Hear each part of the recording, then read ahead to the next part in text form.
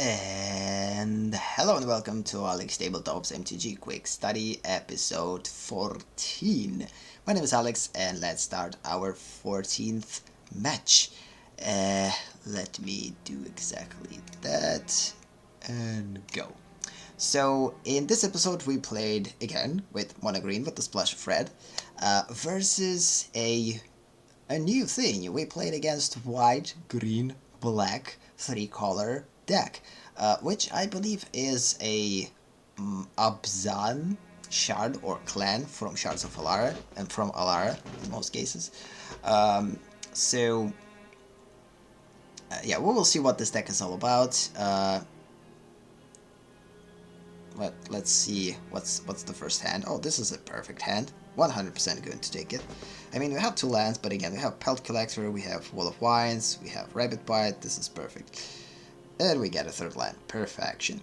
So yeah, so of course I decided to take this hand. I decided it's probably better to actually put Pelt Collector. I don't know. It was a pretty weird decision. That way we could attack. Again, I recorded this video that I'm watching and commenting now probably like a month ago, maybe something like this. So of course I'm going to play a little bit differently nowadays because every day in playing Magic it's growing. So I definitely will make some stupid decisions from now and then. So we're playing as RPG versus Hyperior 2.000. So yeah, quick reminder while game is progressing that MTG Quick Study is a series of one match episodes that focuses on learning from my own matches by rewatching and trying to analyze them, which is exactly the thing that I will do, hopefully. Again, as I talked about in previous episodes, for now I'm not like thinking of myself as a good analytical person for Magic. Like I could analyze, like I'm pretty good at certain parts of the Magic, but I'm pretty bad in in other stuff in Magic. So I'm pretty knowledgeable when it comes down to the Magic, but I'm not that good in metagame, and because of this, sometimes I could not see something that opponent could potentially play. I can't predict that much. Like what I can do usually is I'm pretty good in and seeing certain ways of doing things in a certain, like an exact, I don't know how to say it right now. Let's just pass that, whatever. So at this point the good thing is that we eliminated pretty big threat. We eliminated the Elemental 1/3 that basically will grow each time that opponent is going to explore. This is a pretty interesting deck. This is the first time that I'm playing against this type of deck. Of course, at this point I decided to attack. I actually could attack with Pelt Collector, but I decided to play it a little bit cautiously, because I doubt that opponent could like block with both of these guys. Maybe opponent could. Then I would need to decide who exactly to kill. So this particular instance, next turn is definitely going to be a Goreclaw. Okay, Roska is pretty bad. Things are getting kind of tense, and we know that opponent has a Johnny, so at some point Johnny will create a lot of problems. Okay, we lost our main attacker, which is pretty bad. In this particular instance, of course, this is the only thing that opponent could do. But the cool thing is that Pelt Collector became bigger. This is the cool thing about Pelt Collector. I thought about like not adding him into this deck, but then again, he's a pretty good card. Like every time that our creatures basically dies or enters, no, just dies.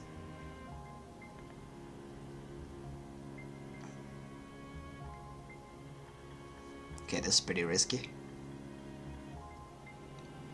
I probably will lose Pelt Collector. No, I'm not. What I'm thinking, come on. So, yeah, at least we dealt some damage to Roska, which is good.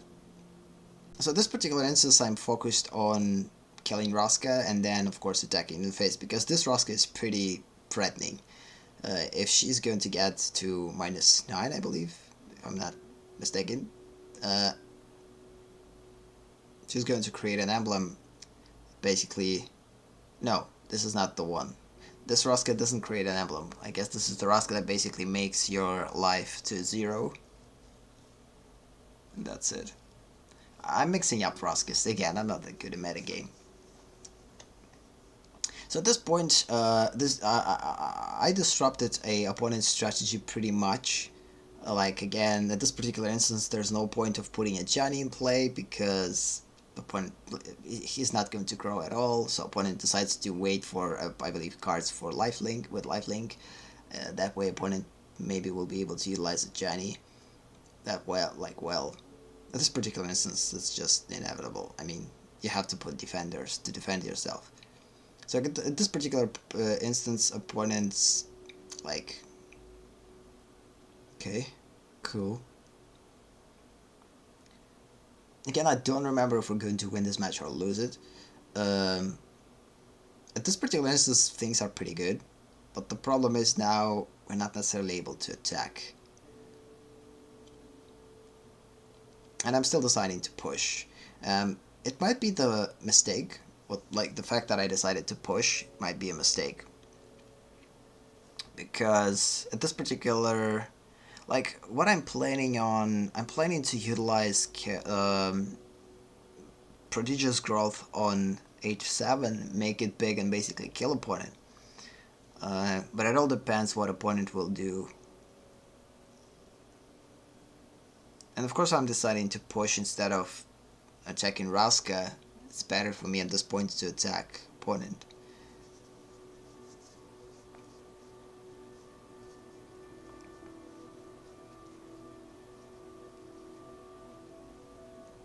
At this point it seems like I'm going to win. Opponent tries to analyze our cards. One of the reasons why I'm cautious... You gotta be kidding me. Another one. Okay, I don't remember that. Like, opponent decides to use Raska twice to create a... No, that was weird. I wanna just put a Planeswalker and sacrifice the wrong one, I guess. Oh no, the right one. Yeah, opponent used -3 ability to kill one creature, created another Raska, used another -3 ability to kill another one. Okay, good. Now we don't have creatures. But we still have a pretty big guy, which we can't use because we don't have enough mana to put a prodigious growth on 7/6, and because of this it kind of forced me to stay in a block, which might be the reason why I potentially could lose this one. If I would push, I would have a little bit more. No, I actually wouldn't have a chance, because if I will push, opponent is just going to sacrifice all creatures to kill 7/6. I'm not going to have anything. So at this particular instance, I need one stupid land to put prodigious growth on 7/6, and this is the only way for me to kind of turn this game around. If not, opponent is just going to overpower me with a lot of small creatures, and the Johnny will continue to grow. So yeah, I guess this one is an interesting one. Oh no, this is bad.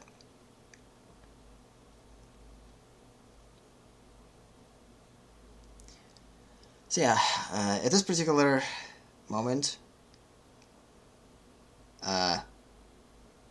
sides starts to shift. I mean, now I don't believe that I'm going to win though. And the thing is, even if I'm going to put like +7/+7 on this guy, it's not going to help me anymore because there's so many creatures out there that it's just crazy. I still continue to push, but opponent's just going to probably block with enough creatures. Maybe all of them. Let's see. One of the positive things by recording these matches like a month ago and then rewatching them now, it's an interesting way for me. Like, sometimes I'm just going to observe the game without speaking, without talking much. I'm still trying to fill the emptiness in, like, fill the silence sometimes and talk about nothing, especially if we're going to have like long matches. But occasionally, I believe it's a good thing to just silently watch the match, analyze it, and then talk about what I could do, what I can't do. Because if I'm just going to blindly speak about something, it's not going to help me to grow. Because in the end, one of the reasons why I'm doing this, besides the fact that I wanted to create a short matches for AleksTabletops, short videos for AleksTabletops, is the fact that I truly want to learn from this experience, not just like record stupid matches and that's it. Okay, at this point it all depends what we're going to get. If we're going to get some type of a big creatures, we actually have a chance. If not, opponent Rusk is pretty close to 8, and this is probably the thing that was going to kill us. Consider the fact that each turn Raska gets +2, which is one of the craziest things about Raska. I believe all Raskas are getting +2. No, not all. There's probably one that gets +1. And of course we're getting the road cards. I mean, we got Majesty that we don't need because we don't have any big creatures. We get Land that we don't need because we have enough. I decided to pull off not playing it, but still not enough. And the problem is now that it's much harder to block small creatures because they have menace. And we got second land, of course. Why not? Yeah. In this particular instance, I'm sure that I'm going to lose because, come on, 11, -9 with Raska, attack with all creatures. I'm not going to be able to block all of them because they have menace, so 1 life. That's it. That was pretty disappointing. Because again, I could actually potentially could win this match if it's always if. I still believe that I did everything that I could. I tried to be aggressive. The mid-range of this deck wasn't enough for me. Like, I didn't get proper cards to prolong this game, whatever the word is, to make this game longer and to survive for longer periods of time. But it's still fine, I guess. So, yep, again, when it comes down to the opponent, opponent did everything that he or she could do. Opponent played cautiously, but in terms of what this deck was all about, it was a pretty interesting deck. Again, it had like multiple strategies. I love these type of decks that you can actually choose strategies. They probably not that consistent because again, we saw like creatures with power 2 or less abilities. We saw explore ability, like link ability, the Ajani combo, Raska. So there's a lot of interesting combinations, and I actually love the decks like this because with decks like this, matches are actually interesting. Like, pretty interesting. So yeah, I guess this sums up this episode. Thank you for watching. Thank you for basically being here. Yeah. If you like this video, give it a boost. Wait a minute. Oh, no, everything's right. Yeah, if you like this video, give it a boost. If you want more, subscribe and set the bell note. Visit AleksTabletops on Twitch to be a part of MTG live sessions. Have a nice day or night, and see you in the next episode. Bye.